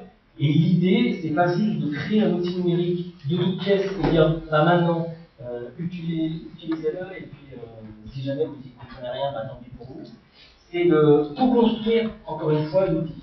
C'est pas juste être dans la co-construction des décisions, la co-construction des idées, c'est être dans la co-construction des projets tout au long du processus. C'est pour ça qu'on a lancé une deuxième démarche participative à partir de l'avril 2014 avec des ateliers de réflexion sur cet outil-là. Le 5 juin dernier, on a organisé un atelier de réflexion avec les étudiants de la licence professionnelle MSTV, en management de services de transport voyageurs, en partenariat avec le laboratoire d'économie des transports. Et l'idée, c'était de réfléchir sur qu'est-ce que c'est un lieu de vie étudiant, comment on favorise l'accessibilité des lieux, la mobilité urbaine. Donc, ça a permis de donner pas mal d'éléments d'information qui nous ont aidés à construire cet outil-là.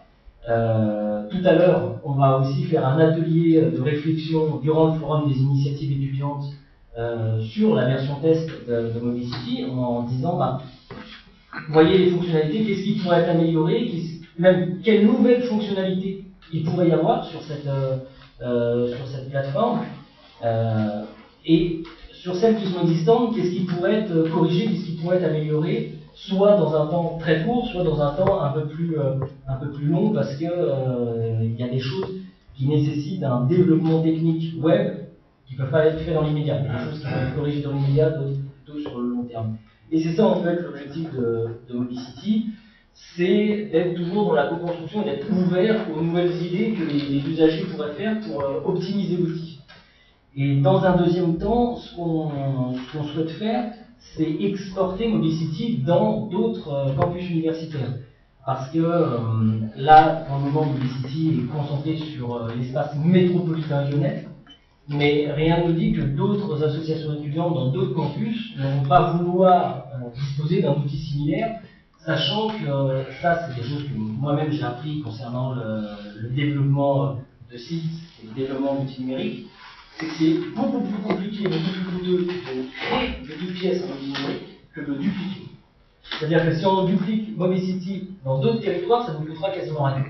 Et ça nous permettra du coup, l'idéal, ça serait d'exporter Mobicity pour 0 € de fonds propres pour les associations étudiantes. Et la part qui restera à payer, on les accompagnera pour obtenir des subventions. Voilà, c'est le modèle qu'on aimerait développer, parce que nous, on a mis 2 ans pour développer un outil comme ça, mais c'est pas parce que nous, entre guillemets, on a galéré qu'on va laisser les autres patauger pendant des années avant de réussir quelque chose de similaire. Donc l'idée, c'est à chaque fois, bah, nous on a fait ça, si ça peut aider d'autres personnes et leur faire gagner du temps sur des projets où ils auraient fait la même chose, pourquoi pas. Et dans un troisième temps, mais ça c'est plus un objectif moyen-long terme, l'idée c'est de rapprocher Mobicity à la solidarité internationale, c'est-à-dire que, je ne sais pas si tout le monde est familier du concept de café suspendu. Pour rappeler le concept, quelqu'un qui a les moyens paye 2 cafés, il en prend un, il en laisse un pour quelqu'un qui n'a pas les moyens. Et l'idée, ça serait de dire, à chaque fois qu'on exporte Mobicity dans un campus français, une association étudiante d'un pays du Sud pourrait bénéficier de Mobicity 100% gratuitement. Là, il n'y aurait même pas de question de subvention, ça serait du 100% gratuit, et ça peut intéresser certaines associations étudiantes des pays du Sud de disposer d'un outil qui passe covoiturage, cartographie, système d'échange locaux, et peut-être d'autres fonctionnalités, parce que sûrement d'autres fonctionnalités viendront compléter Mobicity dans les prochains mois, les prochaines années.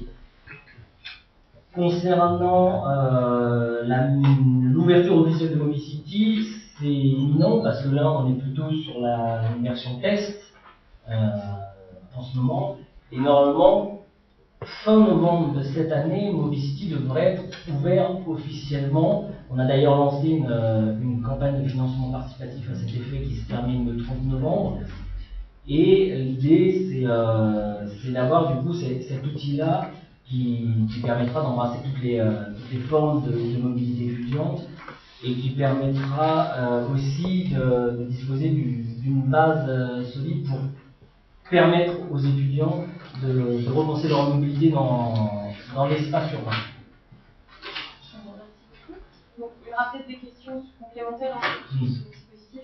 Je préfère passer tout de suite à la dernière intervention pour qu'on reste à peu près dans les clous. Je vais m'adresser maintenant à Jonathan Simona, qui lui est un entrepreneur qui a accompagné notamment l'association Vert à travers la petite Christine sur justement ce projet, cette réflexion sur l'accessibilité du campus de Bron, mais qui va plutôt du coup vous parler du lien entre le monde universitaire et le monde économique. Ces liens se renforcent. Ce matin, on parle d'étudiants entrepreneurs.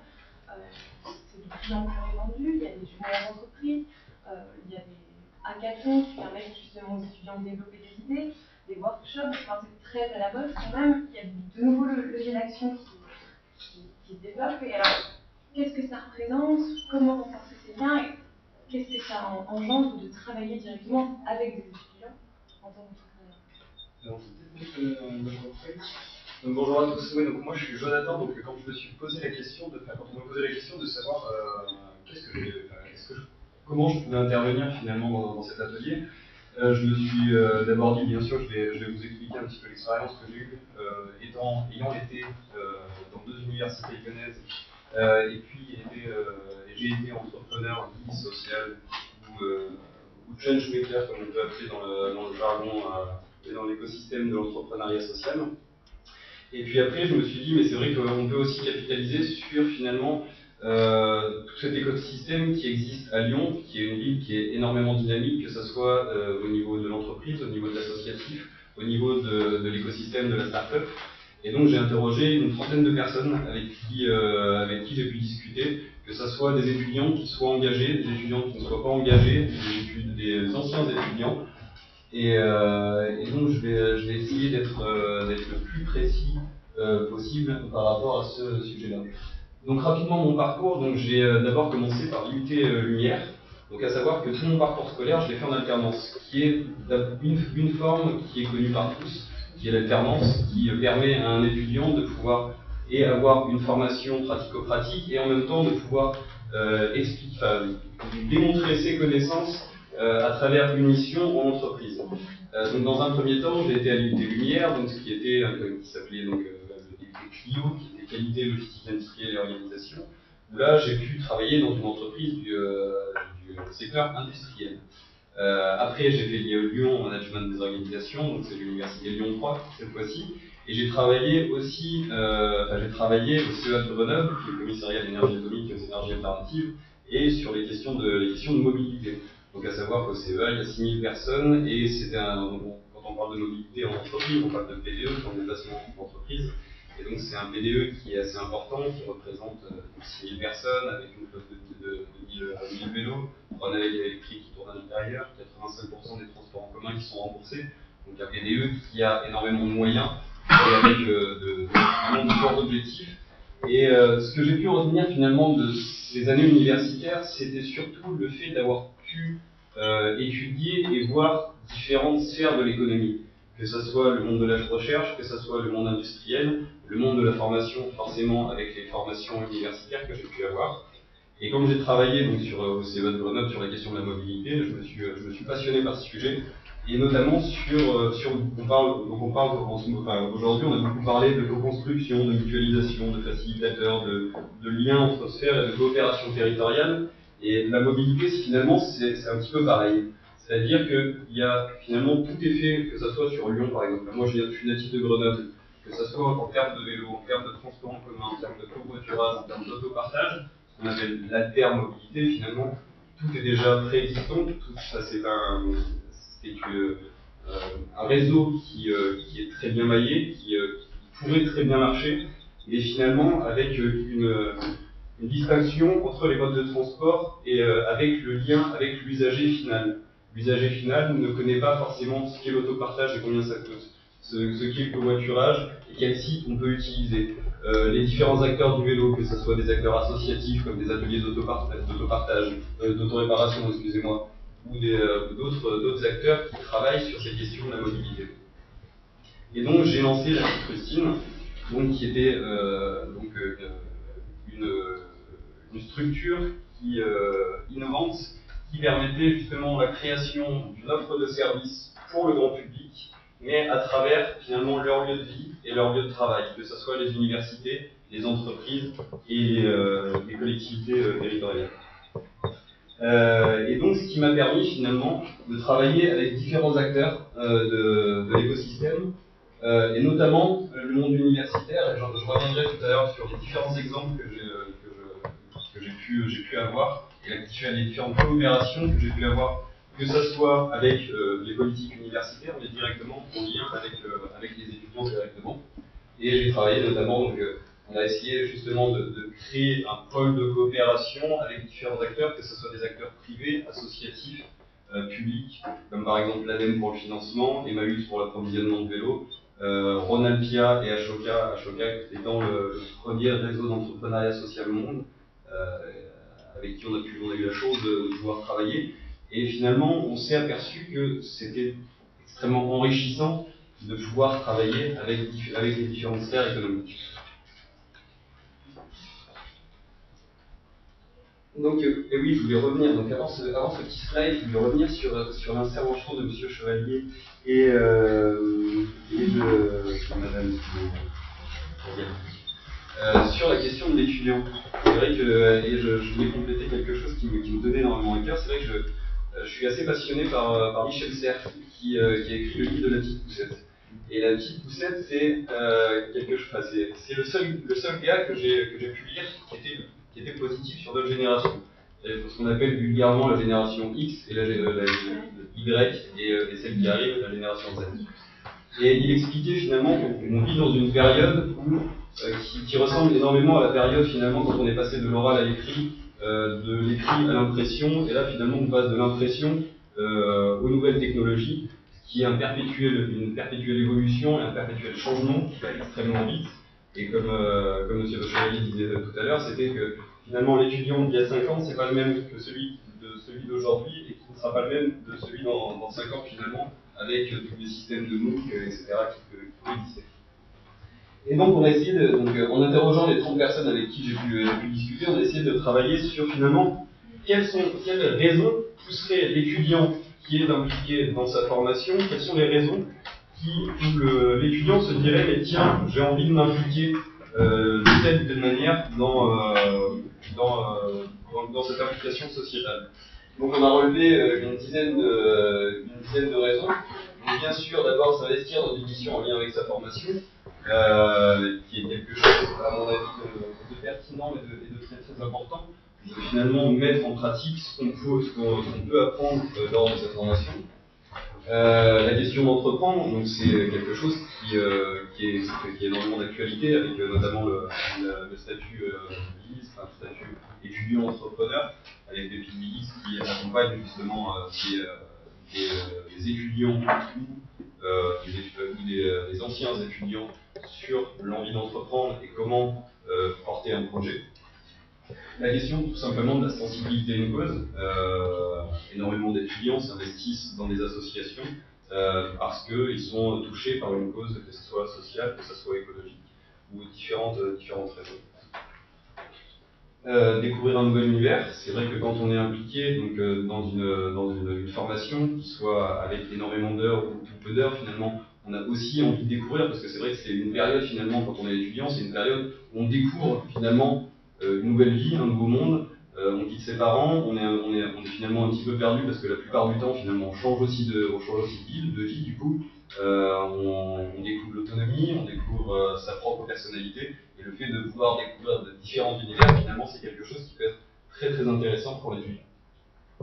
La question de la volonté de s'impliquer dans la vie locale, donc finalement qui est aussi un rôle qui n'en revient pas forcément, qui est complémentaire à la sensibilité pour une cause, c'est de se dire que je vis dans un endroit, et du coup l'exemple est absolument passionnant, c'est de se dire que finalement voilà, je vais rencontrer des personnes qui vivent autour de moi, et finalement comment je crée du lien entre moi et mon voisin.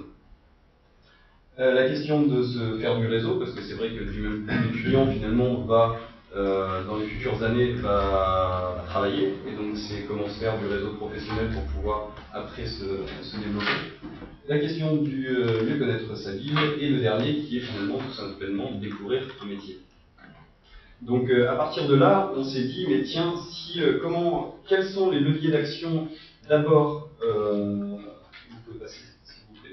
d'abord, la question de la typologie, c'est vrai que je ne sais pas du tout si ça va être complètement précis, mais c'est vrai qu'avec ces 30 personnes, on s'est posé la question de se dire, mais comment on peut arriver, ce qui est quelque chose de très très difficile, on le voit bien de partout, comment arriver à sensibiliser l'étudiant, et quel type d'étudiant finalement il peut y avoir. Entre l'étudiant qui a envie de s'impliquer, qui s'implique naturellement, c'est une personne, et je le vois bien par exemple par rapport au vélo, j'ai cet exemple-là, j'avais travaillé avec des étudiants où on avait interrogé 600 personnes.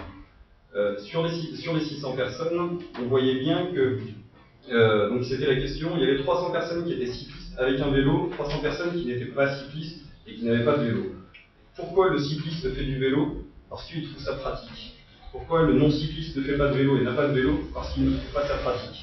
Donc finalement, on voit bien qu'il y a aussi cette question de sensibilisation, de communication, pour que la personne puisse après être sensibilisée et puisse tester finalement ce moyen de transport, par exemple le vélo, et puisse l'accommoder et trouver un plaisir dans sa pratique. Donc j'ai envie de m'impliquer naturellement, l'autre qui est j'ai conscience finalement qu'il est important de s'impliquer, mais je ne sais pas comment faire. Donc on verra après tout à l'heure les différents leviers d'action de sensibilisation, c'est exhaustif, mais il y en a quand même quelques-uns. Et puis finalement, les personnes qui n'ont pas forcément l'envie de s'impliquer ou qui ne peuvent pas s'impliquer parce que énormément de travail pour leurs études. Et finalement, ça en résout, quelle possibilité on a pour toucher les personnes qui ont envie de s'impliquer mais qui ne savent pas comment, ou les personnes qui n'ont pas forcément envie, et comment les sensibiliser, c'est travailler sur la sensibilisation et puis permettre aux étudiants d'essayer finalement. Donc on a travaillé du coup sur les différents leviers d'action, de sensibilisation, donc sur les différentes sphères économiques. Donc on n'a pas parlé des collectivités locales parce que c'est vrai que ça a déjà été abordé, mais donc il y a l'entreprise, il y a l'association, il y a la start-up. Donc dans l'entreprise, on peut trouver d'abord par exemple l'université Lyon 3, c'est un bon exemple, j'ai un copain qui y travaille et qui travaille dans ce service qui permet finalement d'accompagner les étudiants à la rédaction d'un CV, à la rédaction d'une lettre de motivation, à faire ce lien entre les acteurs économiques et l'étudiant. Les forums qui peuvent permettre justement de créer du lien entre les étudiants et les entreprises, les réseaux d'anciens étudiants qui sont tout aussi importants parce que ça permet justement d'avoir un retour d'expérience des personnes qui ont fait exactement les mêmes études que soi, des conférences sur les retours d'expérience, me semble-t-il. Et bien sûr les réseaux web, donc avec les réseaux sociaux, des sites internet.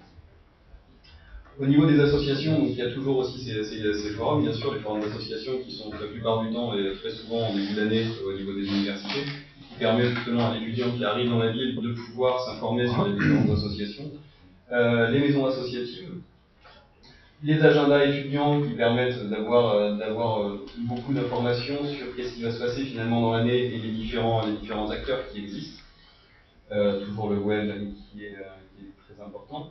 Les Pépinières, comme on s'y là, qui est une association qui travaille sur finalement la participation citoyenne sur différentes thématiques, que ce soit écologique, sociale. Et puis je voulais vraiment vous montrer ce petit guide parce qu'on parle souvent des leviers d'action de sensibilisation. Et ça, c'est leur guide qui est sorti il y a très peu de temps, qui reprend finalement sur le papier, qui reprend toutes les initiatives, que ce soit des initiatives écologiques, que ce soit des initiatives sociales, et qui note finalement quels sont les besoins des associations qui sont sur le territoire et comment je peux m'impliquer à l'intérieur. Si vous voulez, j'ai d'autres bouquins, donc si ça vous dit de le feuilleter tout à l'heure.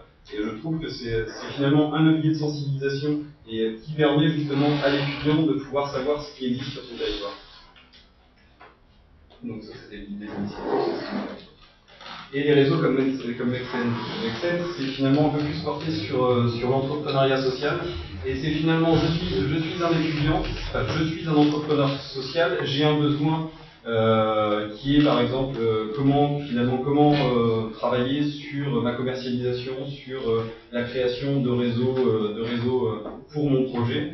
Et là, n'importe qui a Make Sense peut travailler pendant 2 heures, 3 heures ou 4 heures sur cette thématique-là avec 70 personnes. Par exemple, il y a un prochain Make Sense qui est pas plus tard que demain soir, me semble-t-il, sur I Need You, qui est une plateforme qui va permettre à des personnes qui sont aveugles de pouvoir découvrir la ville autrement.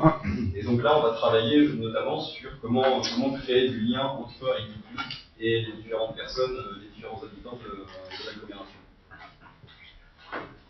Au niveau des startups, sinon, il y a les MKS Room, excusez-moi. Les MKS Room aussi, c'est très très intéressant parce que ça permet de créer du lien entre l'entrepreneur ou l'entrepreneur social et d'interagir entre l'étudiant et l'entrepreneur. Il y a des événements qui mixent en même temps le discours de l'entrepreneur sur je vais expliquer mon idée, je vais expliquer mon projet et quelle est ma finalité finalement, et des groupes de musique. Donc ça permet vraiment de pouvoir sensibiliser des personnes qui n'ont pas forcément envie à premier abord de venir uniquement pour entendre une personne pitcher son projet.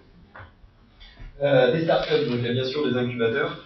Je vous disais tout à l'heure, on a collaboré avec Ronald Pia, qui est un incubateur d'entrepreneuriat social, qui est pour quelqu'un qui a une idée finalement tout bêtement, qui a un projet, qui ne sait pas comment le monter. C'est un acteur qui permet d'avoir un espace de coworking, qui permet d'avoir énormément de réseaux, qui permet d'avoir un accompagnement individualisé, qui permet aussi d'avoir des workshops et des lunchs inspirants, donc avec des personnes qui vont venir intervenir pour finalement nous expliquer quelles ont été leur expérience d'entrepreneur. Et si vous avez connaissance de personnes qui ont un projet en lien avec les besoins du territoire, ils ont un appel à candidature jusqu'au 29 novembre. Donc j'ai aussi des petits papiers si ça peut vous intéresser. Des incubateurs aussi, il y a notamment l'université Lyon 3 qui a monté un incubateur qui est là directement lié avec l'université et qui joue exactement le même rôle que Ronald Pia. Donc les réseaux d'entrepreneurs, j'en ai parlé. Lilith, Campus Création, Ticket for Change et les réseaux web, les sites internet. Donc là, c'est finalement les différentes possibilités qui existent au niveau de l'entreprise et de l'association. On connaît tous bien sûr le stage, l'alternance, la micro-agence. Donc on a travaillé nous avec des étudiants, que ce soit des étudiants de l'ICPA et d'autres étudiants de l'école 3A sur des micro-agences. Donc c'était finalement un groupe de 3 à 5 étudiants qui travaillaient sur une thématique pendant 3 mois. Et on s'est aperçu que c'était extrêmement intéressant pour l'étudiant. Moi, je me rappelle très bien des années d'études où finalement on se retrouvait avec des projets fictifs et ça donnait pas envie de travailler sur cette thématique. Et là, c'était vraiment très très enrichissant parce que on sentait, quand nous, en tant que porteurs de projet, on allait les voir, on sentait vraiment une réelle implication et on voyait que le rendu était très important, que ce soit pour l'étudiant parce qu'il sentait une valorisation et pour l'entrepreneur parce que ça permettait justement de pouvoir travailler avec des étudiants et avec des personnes qui s'intéressent à son projet. Le bénévolat, bien sûr, et les réseaux d'entrepreneurs, j'en ai parlé. Et oui, je vous parlais des différents exemples qu'on a pu avoir, et pour montrer finalement l'importance de l'université dans tout ça, c'est que donc il y a donc l'interaction entre la petite Rustine et le monde universitaire. Finalement, il y a eu avec l'intervention de l'université et sans l'intervention de l'université. Au niveau de l'intervention avec les universités, on a travaillé par exemple sous des formes de prestations toutes bêtes, avec l'université Lyon 2, avec l'université Lyon 3. On a travaillé avec l'université Lyon 2 sur l'incubation, donc où on a pu s'implanter directement via une convention avec le Célandon qu'on a vu ce matin. Des mini-agences, j'en ai parlé, des conférences qui ont permis justement d'expliquer qu'est-ce qu'était l'entrepreneuriat, quel était notre projet, et de faire l'interaction avec l'étudiant, des interventions en cours, des études de cas pratiques, des stages. Et tout ça, finalement, on s'est aperçu, et je m'en suis rendu compte parce que j'étais ancien étudiant, et que voilà, comme je vous le disais tout à l'heure, c'est vrai que c'est très important, finalement, je pense, d'avoir envie de faire ce qu'on a envie de faire, et surtout de pouvoir faire que l'étudiant puisse être impliqué sur des projets qui l'intéressent. Et donc créer de multiples facettes qui puissent le permettre de travailler sur les projets dont il est touché. Et un autre exemple qui est Nicole Pillon, qui a monté une expérimentation avec les étudiants de 3A. Moi, je me rappelle très bien quand j'ai rencontré tous ces étudiants, je me suis dit, mais c'est vrai que c'est absolument merveilleux finalement, cette interaction avec l'étudiant. L'étudiant est passionné, nous on est passionné, c'est absolument le monde des bisounours, c'est génial. Et finalement, Nicole a travaillé donc, pendant 5 mois sur 3 projets avec des mairies et avec des associations, avec un groupe d'étudiants. Donc pendant c'était 4 mois. Elle a travaillé avec ses étudiants sur un projet avec des acteurs du territoire. Et elle s'est aperçue qu'il y avait une énorme limite et que l'étudiant finalement s'essoufflait. S'essoufflait pourquoi? Parce qu'il n'avait pas de reconnaissance au niveau de sa formation et au niveau de l'université. C'est que finalement il faisait ça à côté des temps de cours. Il n'était pas valorisé au niveau d'une note ou au niveau tout simplement d'une certaine reconnaissance qu'il pouvait avoir sur un travail qu'il avait effectué, et d'où l'importance finalement que l'université intervienne dans ce lien-là avec les acteurs économiques du territoire.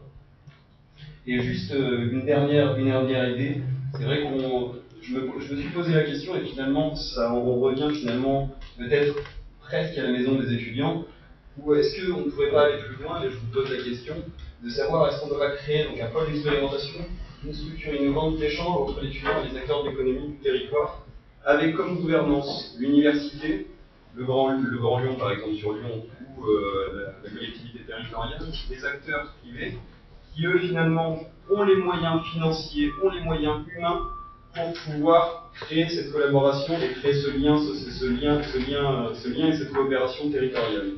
Avec donc une statut, soit association, soit SIG, peu importe, donc une gouvernance avec la commune, le Grand Lyon et les entreprises, une organisation avec un chargé de mission, et ce qui me semble extrêmement important, c'est finalement ce lien-là d'étudiant à étudiant, où finalement, quoi de mieux qu'un étudiant pour sensibiliser un autre étudiant, et qui permettrait justement de créer ce lien-là et d'impliquer encore un peu plus l'étudiant dans la vie de sa cité, et avec plusieurs objectifs, donc qui seraient de développer les relations entre les étudiants et les acteurs économiques du territoire, la mise en place d'actions permettant la sensibilisation des étudiants, donc avec les différents réseaux d'entrepreneurs, finalement tous les acteurs qu'on a pu voir, et un accueil physique d'étudiants par les étudiants.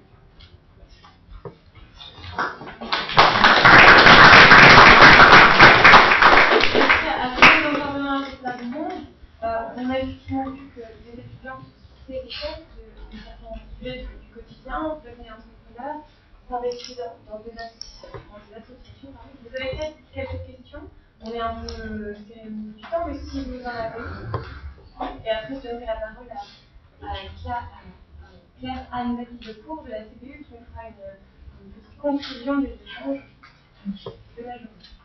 Moi j'ai une remarque, en fait, une interrogation sur l'animation des politiques publiques et qui est en fait en transversalité sur l'ensemble des intervenants. C'est en fait il y a un point qu'on a pas forcément touché du doigt, enfin on l'a touché du doigt mais on n'a pas évoqué, c'est la temporalité. C'est la temporalité des étudiants. C'est-à-dire qu'aujourd'hui, l'analyse qu'on peut avoir, c'est que l'étudiant, déjà le statut de l'étudiant est un statut précaire, dans la mesure où il va rester de 2 ans, 2 ans et demi, 3 ans dans ce statut. Alors, il faudrait peut-être affiner cet aspect-là, mais pour autant, voilà, c'est un statut qui est précaire en termes de temps. Donc, forcément, dans la réflexion des stratégies de politique publique, ça veut dire que cette population-là ne reste pas figée sur le territoire, puisque déjà par son origine géographique, il est aussi en mouvement. Et dans cette temporalité, il y a également le fait qu'au sein même de son année universitaire, ou dans son cursus, il peut être également amené à avoir des coupures au sens de déplacement, au sens de mobilité, qui fait qu'il n'est plus forcément non plus un acteur du territoire, puisqu'il va être amené à se déplacer. Et autre aspect, c'est que, et on le voit bien parfois sur un certain nombre de sujets en termes de résidences étudiantes qui sont implantées dans certains quartiers, à partir du moment où les études s'arrêtent, ou en tout cas on arrive sur les périodes de vacances, ça vide complètement certains quartiers. Donc il faut dans la stratégie effectivement jouer sur cette temporalité. Et pourquoi je reviens sur en tout cas les trois intervenants, notamment en termes d'initiative étudiante, c'est que finalement il est très difficile de construire quelque chose de pérenne avec des acteurs qui sont en perpétuelle mutation, en rotation, parce qu'il y a le temps, j'arrive, je suis un étudiant, et on a toujours tendance à dire d'ailleurs qu'on ne naît pas étudiant, on le devient, et il y a tout un cheminement et une construction individuelle, et dans ces cas-là, créer des structures qui sont basées sur ce public qui est en perpétuelle mutation, en tout cas, qui est une rotation et un changement permanent, c'est relativement délicat, et je crois beaucoup, je pense qu'à la FED ou d'autres structures où vous avez professionnalisé, et c'est pas péjoratif parce qu'on peut garder cette notion d'innovation, d'initiative, et à condition de donner un cadre finalement, et c'est là où les collectivités doivent le mettre en place, parce que si on se base uniquement sur l'association d'étudiants en tant que telle, on prend le risque de cette pérennisation de structures qui ne se fera pas. Et donc, porter nos politiques publiques au travers d'acteurs qui peuvent avoir des difficultés de pérennité, c'est aussi prendre un risque financier et d'investissement complètement perdu, à moins qu'on considère qu'effectivement l'enjeu peut l'être. Voilà, moi je prends cet aspect-là parce que la temporalité, on disait l'étudiant d'il y a 5 ans a changé et il ne sera pas le même, effectivement, parce que la mobilité, par exemple, internationale, la notion de semestre, aujourd'hui, a complètement changé le mode de fonctionnement de l'étudiant, et donc, forcément, et je prends un dernier exemple sur la notion de résidence, je ne crois pas, et en tout cas, on en gère à peu près 1300 logements, je ne crois plus, en tout cas, à la notion de résidence étudiante pure. C'est-à-dire que si vous voulez monter des modèles économiques privés, mais même en ayant des prix attractifs pour l'étudiant, vous ne pouvez plus faire votre modèle économique sur un seul et unique public, qui est celui de l'étudiant, il faut, je pense, ouvrir à une population, mais plutôt une population jeune, au sens large, qui est aussi une population qui peut être en formation, mais qui peut être aussi jeune actif. Et là, on est plutôt sur un aspect transgénérationnel que véritablement un statut en tant que tel. Voilà, en tout cas, voilà. Il y a des réactions, donc deux réactions déjà. Je trouve cette intervention très intéressante parce que elle renvoie à une question que nous on a eue, c'est comment on mène des projets structurants, c'est-à-dire de long terme, avec une population dont le turnover est incroyable. C'est-à-dire que vous parlez de 2 ans, certains il reste 6 mois. Et même en allant plus loin, quand on est sur des projets, par exemple City, c'est 20 000 € de subvention publique, il faut du temps pour être compétent pour être dans la gestion de ce projet-là. C'est-à-dire que c'est pas juste en arrivant en 6 mois, il y a du temps.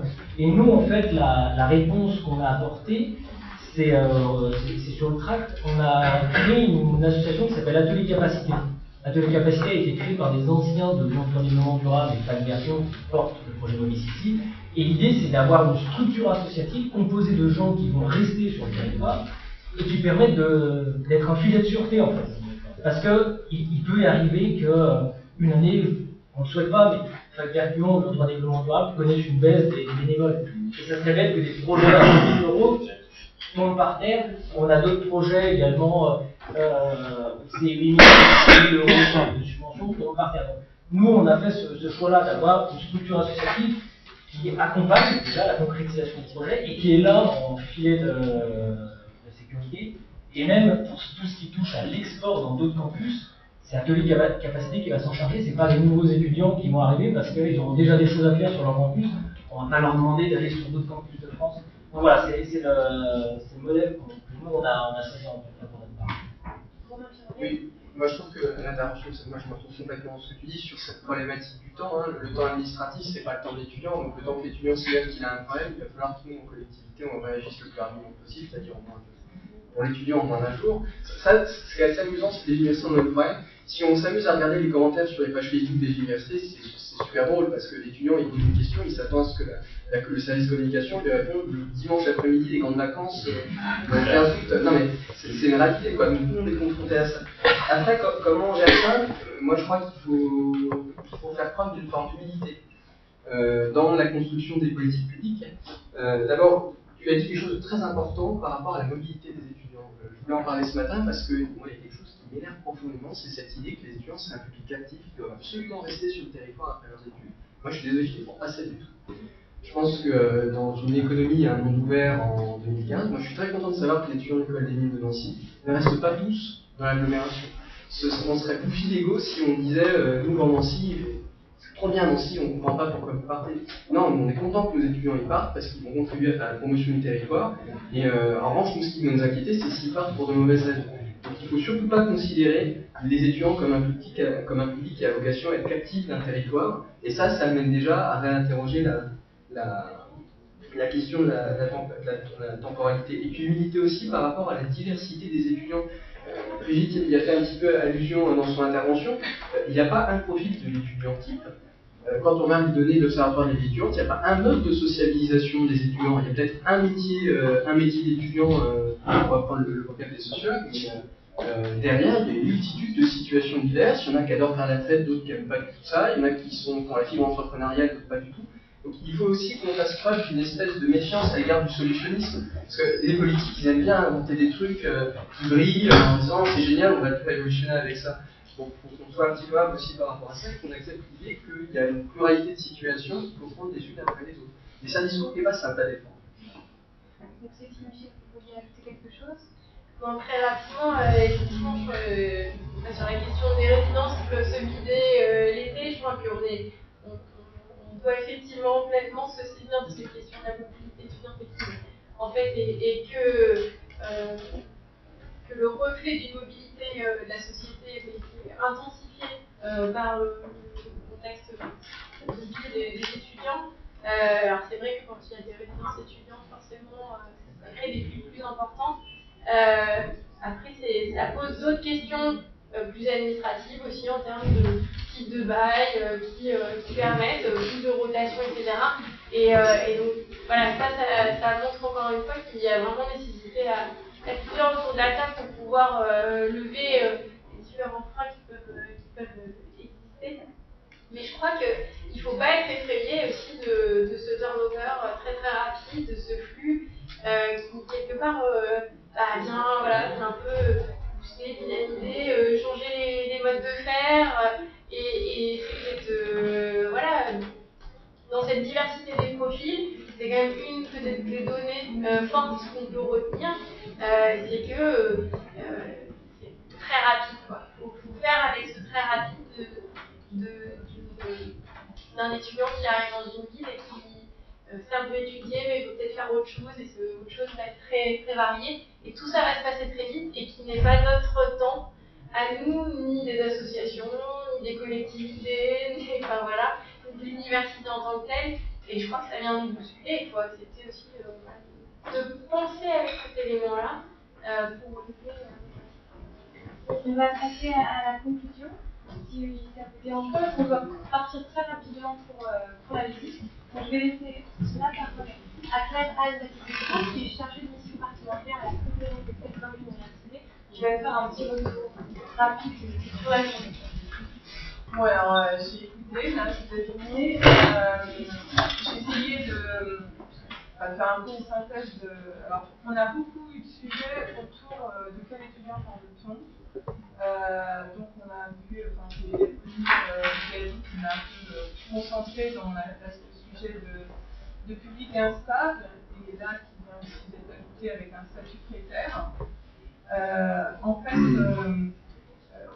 on a une diversification des parcours, des publics, etc. Mais finalement, est-ce que l'étudiant est bien différent du jeune adulte? Est-ce qu'on doit considérer que c'est une population spécifique? Alors là où il pourrait être un étudiant, pourrait être vu comme une entité en elle-même, c'est qu'en fait, c'est une période de vie particulière d'émancipation, pour des sujets de fait, d'autonomie, de rencontre, etc., et de préinsertion, c'est-à-dire c'est un sas avant la vie active, et donc c'est pour ça que il va rechercher, donc lui, cet étudiant, il va être en fait dans une espèce de frontière à la fois de quitter chez les parents, et construire son avenir. Voilà. Moi j'ai entendu ça, et du coup cette frontière, elle était très, très mouvante, et qu'il y avait une nécessité d'un diagnostic en fait de situation à chaque projet qui s'élabore autour d'un étudiant. Alors, est-ce que l'étudiant, du coup l'étudiant il est un peu investi par les territoires en croisant différentes politiques publiques. Et moi la question que je me suis posée, c'est en fait ces politiques, elles doivent répondre aux besoins de qui? Est-ce que c'est donc les besoins des étudiants dans leur parcours de vie, donc justement dans leur requête d'autonomie, de liberté? Donc la question du logement a fait un peu éclater les frontières, justement, c'était pas qu'une problématique d'étudiants, c'était aussi des jeunes actifs, des apprentis, etc. Qui avaient aussi, parmi leurs besoins, des besoins forts de reconnaissance, de considération, et c'est autour de ça qu'on a toutes les initiatives d'entrepreneuriat, de bénévolat, donc avec le CAPS, etc. Et que du coup, ces besoins des étudiants d'autonomie, mais aussi de reconnaissance, c'est aussi un potentiel majeur pour accompagner donc, les transitions dont la société a besoin, parce que c'est un vecteur, en fait, un média, pour faire avancer sur de nouvelles pratiques, etc. Donc ça, c'est des besoins, répondre, satisfaire des politiques qui satisferaient les besoins des étudiants. Mais en fait, notamment toute la matinée, on a plutôt été autour de satisfaire les besoins des acteurs économiques.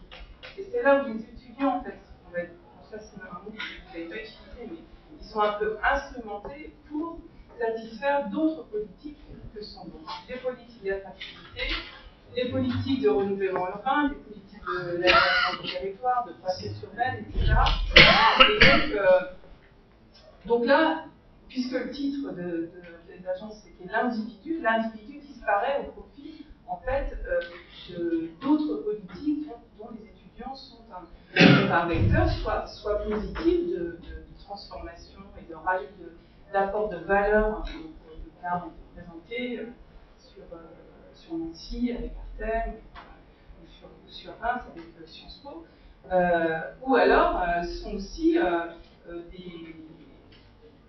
cristallisent aussi des difficultés d'égalité territoriale, justement, et le cas de Port-des-Alpes est un peu aussi symptomatique du rejet de population, et là, en fait, les étudiants révèlent les dysfonctionnements urbains que rencontre la population qui vit dans ces secteurs. Donc, on a eu ces sujets-là de croissance des politiques territoriales, mais on a eu aussi évoqué l'évocation de la question entre politique locale et politique nationale. Et donc, et là, moi, en creux, ce que j'ai pas entendu, c'est en fait le besoin du pays d'élever le niveau de qualification de la population. Alors, renvoyer à une politique d'État et des universités en tant que projet de ces politiques. Et donc, la question du du nombre et de la quantité qui a été évoquée par le vice-président ce matin, qui est quelle valeur on attribue finalement, si on raisonne non pas en projet, etc., mais en impact en termes d'étudiants politiques, quelle valeur on attribue à l'université, qui est quand même l'endroit où la majorité des jeunes se forment, la grande majorité des jeunes, quelle valeur on lui attribue par rapport aux politiques qui sont en direction de ces universités. Donc, c'est un peu esquissé, mais. Et donc, il y a eu un peu une synthèse pour dire que finalement, pour avancer sur cette question de l'étudiant individu et contributeur, créateur de ville, qu'on ne pouvait pas faire l'économie de passer par une politique concertée où on croise les politiques et les acteurs. Et d'abord les acteurs. Et d'ailleurs, dans les échanges de cet après-midi, on a vraiment, enfin, moi j'ai entendu que les initiatives qui sont prises par les étudiants, en fait, elles sont en soi un peu epsilonesques, excusez-moi, mais c'est juste par provocation, 92 étudiants dans les CAPS contre 158 000 étudiants, enfin 130 000 aujourd'hui étudiants à Lyon, c'est une petite goutte d'eau pour régler le problème du logement. Mais en même temps, ce sont des innovations, des modèles d'intervention, enfin, des expérimentations qui montrent d'autres possibles, mais qui aussi révèlent la nécessité de la concertation. C'est-à-dire que ces actions-là, qu'elles soient en matière d'entrepreneuriat étudiant, en matière de dynamique en direction de sujets sociaux, aussi des développement durable, la lutte contre les inégalités sociales, etc., c'est qu'en fait, les jeunes, quand ils s'engagent dans ce type de projet, obligent les acteurs en fait, à travailler sur des approches concertées. Voilà, donc, là, j'avais une. Donc, il y a quand même eu un peu. Enfin, moi, à la fin de la matinée, j'avais écrit finalement est-ce que tous les étudiants ont les mêmes droits de cité dans la vie? Et on a eu des belles expériences de raconter sur Arte, donc un beau lieu, une belle ambition, des rénovations, une vision différente de la pédagogie, etc. C'est un peu la politique. Mais au final, c'est vrai que le début nous a un peu plombé la conclusion. Donc la question de est un peu rebouclée avec l'introduction qui, on nous racontait, et tous les sites, Saint-Nazaire, Reims, etc., tous sont racontés comment les universités ont été mises en dehors de la ville. Donc là, le développement et la croissance urbaine rattrapent les universités, mais pour autant, est-ce que l'étudiant a droit de citer dans la ville? Moi, j'ai entendu encore, enfin, j'ai pas de réponse, j'ai l'impression qu'il avait exceptionnellement droit de citer. Il a fallu attendre le repas du midi pour entendre que les étudiants qui font la tête en un centre-ville, c'est quand même le bordel. Donc l'image de l'étudiant positif, etc., est quand même difficile. J'ai un peu souligné la référence à Tipousset, de comment est-ce qu'on change le point de vue sur la jeunesse. Donc, l'individu étudiant créateur de ville, il est pour l'instant encore un balbutiant. Et donc, j'ai quand même, je me suis quand même dit, bon, est-ce que les étudiants sont-ils des acteurs, parce que ça fait partie un peu des questions que vous avez de la vie. Est-ce que les étudiants sont acteurs du façonnage de la vie? Alors, ils ont un pouvoir d'agir, vous l'avez montré avec l'expérience cet après-midi, mais il faut changer d'échelle, quoi. Alors, il y a eu plusieurs suggestions pour dire on a la solution, entre guillemets, c'est qu'il faut que ça soit dans le cursus, c'est-à-dire qu'il faut que ça produise des ETS ou des. Ah, ça n'a pas été dit, mais c'est en fait, et sur l'entrepreneuriat étudiant, comment est-ce que c'est valorisé dans le cursus, etc. Donc il y a quand même une une question qui est envoyée aux universités sur le fait d'intégrer dans le parcours de formation ces initiatives de pouvoir d'agir dans les territoires. Et il y avait quand même une problématique, c'est comme il y a un turnover et qu'on change, c'est l'objet même de ce temps de passage, en fait, on passe. Et donc, comment est-ce qu'on fait du stable long terme avec des acteurs qui passent? Et là, ça revient à la question de comment on institutionnalise, est-ce qu'on fait des associations, est-ce qu'on n'en fait pas, comment, et on revient à ce moment-là, on renvoie la question aux institutionnels, c'est-à-dire les collectivités ou les universités. Côté université, on leur demande d'institutionnaliser ces démarches-là, on les met dans les cursus, et côté collectivité, ça s'institutionnalise au travers de ce que vous avez décrit, par exemple sur Lyon, comment ça s'organise, ou sur Nancy.